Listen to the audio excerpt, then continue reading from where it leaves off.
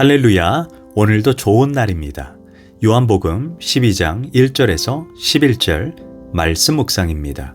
오늘은 방관자가 아닌 헌신자가 되게 하소서라는 제목으로 말씀을 나누도록 하겠습니다. 오늘 본문에서 예수님께 헌신하는 사람의 세 가지 모델이 등장합니다. 먼저 마르다입니다. 그는 예수님을 초대했습니다. 제자들까지 합치면 적어도 20명 내외였으니 적당히 대접한다 해도 연회이기에 엄청난 수고를 감당해야 합니다. 성경을 보면 마르다는 언제나 부엌에서 묵묵히 헌신합니다. 어떻게 보면 참 멋진 여성입니다. 팔을 걷어붙이고 남이 보든 안 보든 신나게 이리 뛰고 저리 뛰며 봉사하는 여성들을 보면 왠지 모르게 존경스럽습니다. 마르다는 주님을 위해 몸으로 헌신하는 전형적인 인물입니다.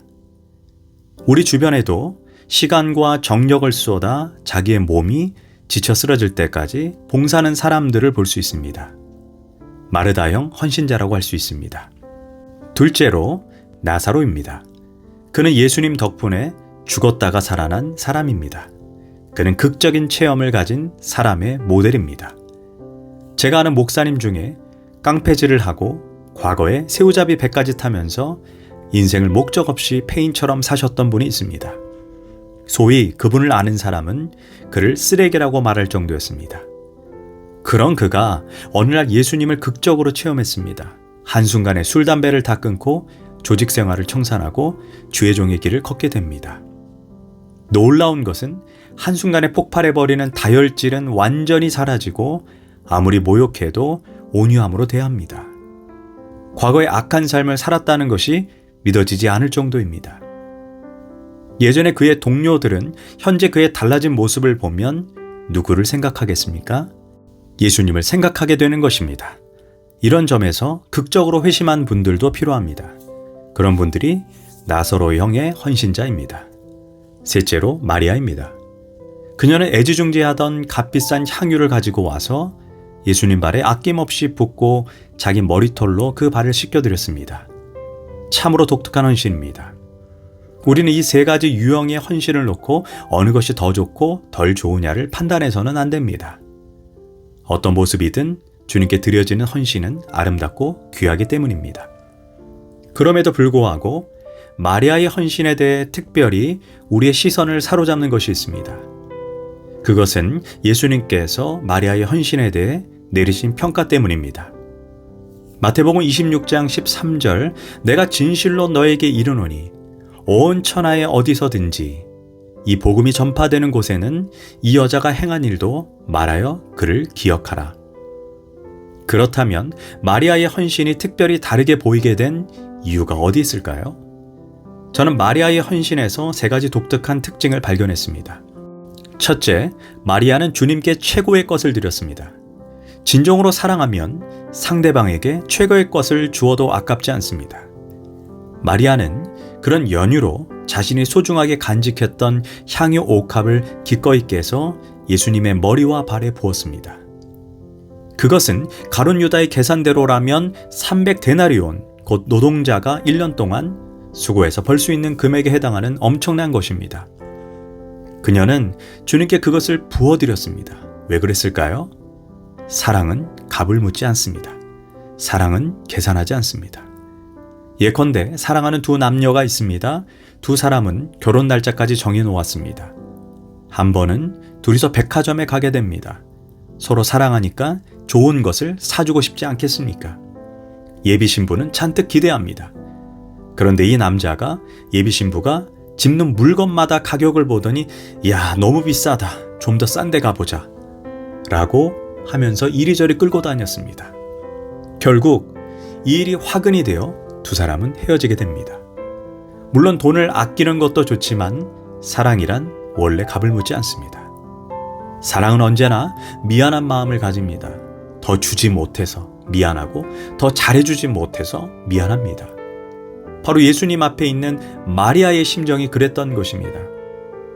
예수님은 우리를 너무나 사랑해서 하늘 보좌의 영광을 모두 내려놓고 자기 몸에 피 한 방울까지 다 쏟아내시며 우리에게 자신의 생명 전부를 주셨습니다. 그런데 예수를 믿는 사람들 가운데 매정하고 인색한 자들이 너무나 많습니다. 예수님께서 나를 살리시기 위해 십자가에서 대신 몸짓고 피 흘리시고 채찍 맞은 것을 믿고 확신한다면 우리의 반응이 뭔가 달라야 할 것 같은데 너무 속이 들여다 보이는 신앙생활을 하는 사람들이 너무나 많이 있습니다. 둘째, 마리아는 오해를 받으면서도 주님께 헌신했습니다. 마리아가 옥합을 깨트리는 헌신을 본 가룟 유다는 마리아에게 화를 냈습니다. 아니 저것을 차라리 가난한 자들에게 줄 것이지 무슨 짓인가? 300데나리온이나 되는 거액을 한순간에 날려버리다니 제정신이야. 가룟 유다는 계산이 빠른 사람입니다. 그러나 실상 가룟 유다는 6절의 말씀처럼 도적이기 때문에 가난한 사람을 돕는다는 핑계로 자기의 욕심을 채우려는 악한 자입니다. 하지만 마리아는 유다가 무슨 소리로 비난을 하든 이런 방구 대꾸하지 않고 그것을 주님께 기꺼이 헌신했습니다. 사랑은 귀머거리입니다. 교회 안에도 마리아처럼 별나게 예수 믿는 사람들이 있습니다. 남편 입장에서 그런 부인이 참 불안할 것입니다. 헌금을 했는데 또 헌금하겠다고 그러지 않나. 11조를 드리는데도 교회에 필요한 게 있다고 또 헌금을 합니다. 남자가 째째하게 장부를 뒤적일 수도 없고 그렇다고 그냥 놔두자니 은근히 불안합니다. 그러나 염려하지 마십시오. 주님을 사랑하는 마음으로 성령의 감동이 되어 주님께 드리는 사람치고 앞뒤 없는 행동을 절대 하지 않습니다. 남편을 사랑하고 자식도 사랑합니다. 그런 사람을 비난하면 안 됩니다. 입으로는 주여 주여 하면서 자신의 옥합을 주께 드리는데 인색하기 그지없는 그런 사람들의 헌신과 비교할 필요가 없습니다. 주님이 기뻐하는 일이라면 남의 이야기에 신경 쓸 것 없습니다. 우리의 마음을 주님께 드리면 그것으로 족한 것입니다. 셋째로 마리아는 주님을 최우선순위로 두었습니다.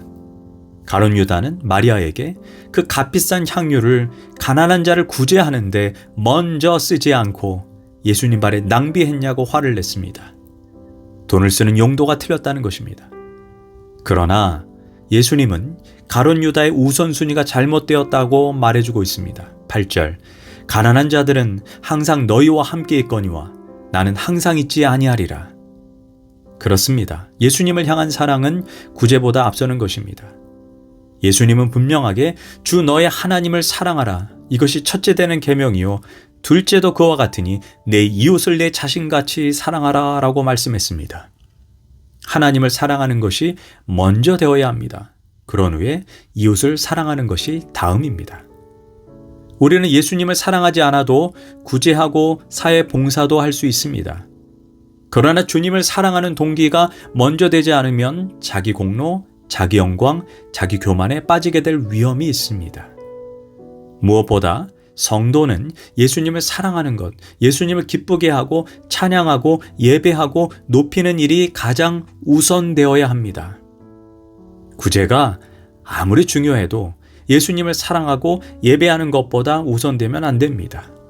즉 예수님의 영광과 사회 복지를 동일하게 다루면 안 되는 것입니다. 기도하겠습니다. 하나님, 우리가 하나님을 사랑한다고 입으로만 떠들지 말고 우리의 가장 귀한 물질, 시간, 헌신을 드리게 하소서. 주님의 일을 감당할 때 때때로 상처받는 상황이라도 기쁘게 감당하게 하시고 주님을 사랑하는 일이 무엇보다 최우선 순위가 되게 하소서. 예수님의 이름으로 기도합니다. 아멘.